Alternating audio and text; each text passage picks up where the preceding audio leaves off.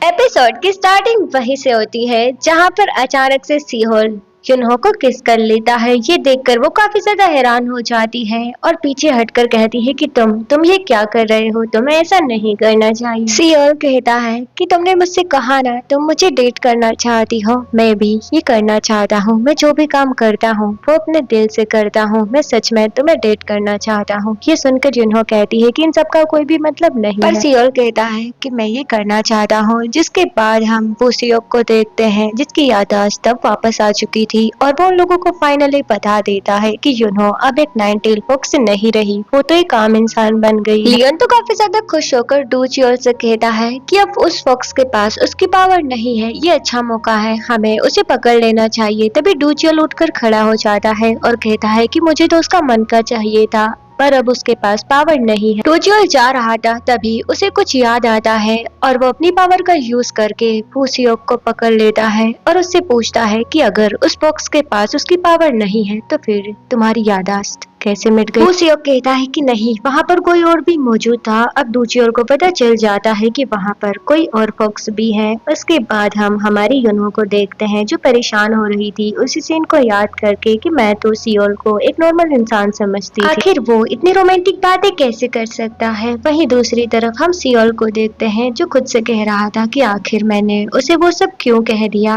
वैसे तो हमारी बंदी को प्यास लगी हुई थी पर सीओल की वजह से वो बाहर नहीं आई। वो सीओल से नजरें भी नहीं मिला पा रही होती। वो चुपके से किचन में आकर पानी पीने लगती है। उसे लगता है कि सीओल यहाँ पर नहीं है पर अचानक से वो आ जाता है। वहीं दूसरी तरफ हम वूसियोक को देखते हैं। वो सीओल को मैसेज करना चाहता था और डूचियोल की सारी ही बातें बताना चाहता था पर तभी वो याद करता है कि डूचियोल ने मुझसे कहा था कि हम बस उस फॉक्स को पकड़ेंगे, तुम्हारे दोस्त को हम कुछ भी नहीं करेंगे। अब हम सीओल को देखते हैं जो युनहो को अपने साथ रनिंग पर लेकर आ जाता है। वो पहले उससे काफी सारी एक्सरसाइज करवाता है जिससे वो बेचारी तो काफी ज्यादा थक ही जाती है। जब वो थक कर नीचे बैठी हुई थी तो वो उसके पास आकर उससे कहने लगता है कि अभी ये खत्म नहीं हुआ, अभी तुम्हें मेरे साथ रनिंग भी करनी होगी। युनहो भागकर थक जाती है। वो अपनी कैप को उतारने लगती है पर सीओल उससे कहता है कि इससे तुम्हें जुकाम हो जाएगा। यहाँ पर ये दोनों ही एक दूसरे को देखते रह जाते हैं। पहली सीन यहीं पर कट हो जाता है। नेक्स्ट सीन में वो उसे फुटबॉल चैलेंज करता है कि अगर तुमने मुझे फुटबॉल में हरा दिया तो मैं तुम्हारी विश को पूरा करूंगा। जिसके बाद वो जीतने तो नहीं वाली थी पर धोखे से वो उसे गिरा देती है और खुद विन कर लेती है। जिसके बाद वो उससे कहने लगती है कि मैंने काफी सारे लोगों की विश को पूरा किया है पर मुझे नहीं पता कि मुझे क्या विश मांगनी। सीओल उसे हाथ पकड़ने के लिए कहता है और यहाँ ये दोनों हैप्पी दिखाई देते हैं। घर जाने के बाद युनहो डिसाइड करती है कि उसे भी पैसे कमाने हैं। वो काफी सारे एड्स को देखती है और जॉब के लिए पूछती है पर कोई भी डिग्री ना होने की वजह से उसे कोई भी जॉब नहीं मिलती। सीओल भी अपनी ट्रेनिंग के लिए पहुंच जाता है पर वहाँ जाने के बाद उसे पता चलता है कि कैंपस में उसके अलावा कोई भी मौजूद नहीं है। वो जब अपने दोस्तों को कॉल करता है तो वो सारे ही दोस्त गेम खेल रहे थे और कहते हैं कि अब हमारी टीम को रद्द कर दिया गया है, अब से कोई भी ट्रेनिंग नहीं होगी। सीओल को तो कोई भी बात समझ में नहीं आ रही होती। जिसके बाद वो बंदा कॉल कट करके पीछे देखने लगता है। उसे लगता है कि शायद वहाँ पर कोई है जो उन्हें देख रहा है। पहले सीन यहीं पर कट हो जाता है। नेक्स्ट सीन में हम हमारी युनहो को देखते हैं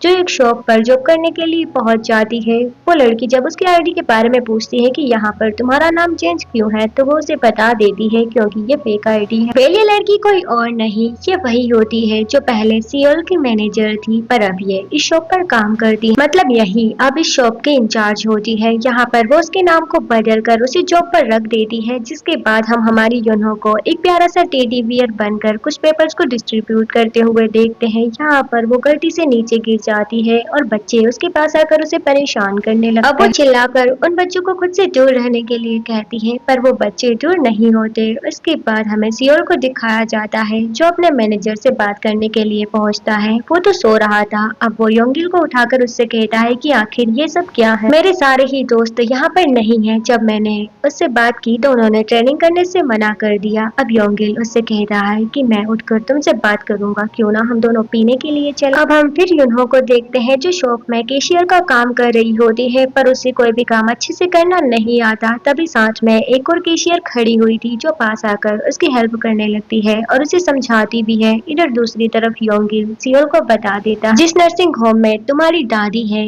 वहीं का डायरेक्टर तुम्हारी टीम को स्पॉन्सर किया करता था, पर उसने अब मना कर दिया। वो तुम्हारी टीम को स्पॉन्सर नहीं कर रहा, इसीलिए तुम्हारी टीम को अब रद्द कर दिया गया है। पर बाकी लोगों को तुम इस बारे में मत बताना। उधर हम युनहो को देखते हैं जिसे इंचार्ज काफी ज्यादा डांट कर कहती है कि तुमने एक कस्टमर को ज्यादा पैसे दे दिए, तुमने हमारा नुकसान किया है। जिसके बाद वो उनसे अपनी सैलरी मांगती है, पर वो लोग तो उसे ही पैसे देने के लिए कहते हैं। घर आने के बाद वो परेशान हो जाती है और कहती है कि आज दिन भर मैंने कुत्तों की तरह काम किया, फिर भी मुझे पैसे नहीं मिले, मुझे कुछ ना कुछ करना ही होगा। तभी उसके दिमाग में एक आइडिया आता है जिससे वो पैसे कमा सके। अब उसने क्या किया ये तो हमें आगे ही पता चलेगा। सियोल जब निराश होकर घर लौटता है तो वो उसे कुछ पैसे दे देती है। तो वो उससे पूछता है कि ये पैसे तुम्हारे पास कहाँ आए, तो वो उससे झूठ कह देती है कि मेरा एक सीक्रेट बिजनेस है। तभी अचानक से वहाँ सियोल के सारे ही दोस्त आ जाते हैं जो कहते हैं कि आज इंटरनेशनल मैच होने वाला है और वही देखने के लिए हम तुम्हारे घर पर आए हैं। वो युनो को ग्रीट भी करते हैं। अब हम उसी लड़के को देखते हैं जिसे लगता है कि कोई उसका पीछा कर रहा है। अब वो जल्दी जल्दी से घर के अंदर आता है और उन्हें बताता है कि कोई हम पर नजर रखे हुए हैं। तभी अचानक से आसमान में बिजली कड़कती है जिससे सारे ही लोग काफी ज्यादा डर जाते हैं। जुनहो तो काफी ज्यादा हैरान हो जाती है, जिसके बाद वो सियोल से कहती है कि मुझे पता है ये क्या हो रहा है, मुझे तुमसे बात करनी है। जिसके बाद वो उससे बात करने के लिए उसे टेरेस पर लेकर जाती है। वहाँ आकर वो ग्योमसू को आवाज लगाती है कि मुझे पता है तुम यहीं पर मौजूद हो। जिसके बाद ग्योमहू भी बाहर निकल जाती है और कहती है कि तुम्हें कैसे पता चला। तो युनो कहती है कि अब तुम्हारी स्पिरिचुअल पावर काफी ज्यादा हाई हो चुकी है, जिसकी वजह से मुझे पता चल गया। वहीं दूसरी तरफ हमें लियोन को दिखाया जाता है जो फिर से अपने घर आकर काफी ज्यादा खुश हो रहा था। उसे फॉक्स से बिल्कुल भी डर नहीं लगता। यहाँ पर वो सियोल के बारे में पूछने लगता है तो उसका सेक्रेटरी उसे बताता है कि मैंने डायरेक्टर से बात कर ली है, अब वो उसकी टीम को स्पॉन्सर नहीं करेंगे। अब वो उससे डूचियोल के बारे में पूछता है तो वो बंदा उसे बताने लगता है कि हमने उसे काफी सारी जगह पर देखा और ऐसा लग रहा है कि जैसे वो किसी चीज की तलाश में है। इधर गेहूं उन लोगों को बताने लगती है कि हाँ अब मेरी पावर बढ़ गई है, शायद चेयरमैन ने उसे वो बिल्डिंग वापस कर दी होगी। जिसके बाद